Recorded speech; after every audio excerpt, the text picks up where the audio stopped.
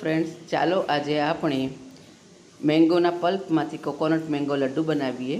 તે માટે આપણે સૌપ્રથમ કોપરાનું છીણ, ખાંડ, કેરીનો પલ્પ તથા કેસર પલાળેલું દૂધ અને મિલ્ક પાવડર લેશું।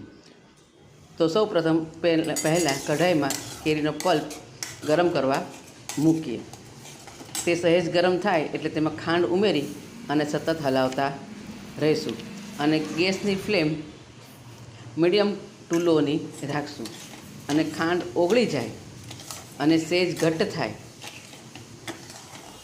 તે રીતે તેને હલાવતા રહીશું અને ત્યારબાદ તે મિક્સ થઈ જાય એટલે તેમાં કેસર પલાળેલું જે દૂધ છે થોડું આપણે કરીને તૈયાર રાખેલું છે તેમાં આપણે એમાં ઉમેરી દઈશું અને તે ઉમેર્યા બાદ તેમાં આપણે કોપરાનું છીણ અને મિલ્ક પાવડર ઉમેરી મિક્સ કરીશું।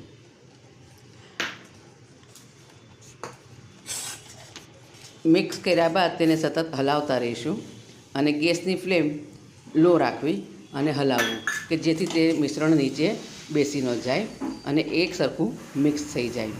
તો તે રીતે આપણે મિક્સ થયા બાદ જોવાનું કે તેમાં ગટ્ટા ન રહે અને કોઈ કોરું ન રહી જાય તે રીતે હલાવી અને આપણે પછી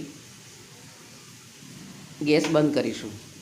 ગેસ બંધ કર્યા બાદ તેને અડધો કલાક તે મિશ્રણને ઠંડુ કરાવી દઈશું અને ઠંડુ થયા બાદ તેમાંથી આપણે જોઈતા નાના નાના લાડુ બનાવીશું અને તે લાડુને આપણે કોપરાના છીણમાં આપણે રગદોળીશું। એટલે રગદોળી અને એક ડીશમાં આપણે તેને રેડી કરીશું। તો તૈયાર છે ડિલિશિયસ મોંમાં ઓગળી જાય તેવા coconut mango laddu. Please like, share and subscribe my channel।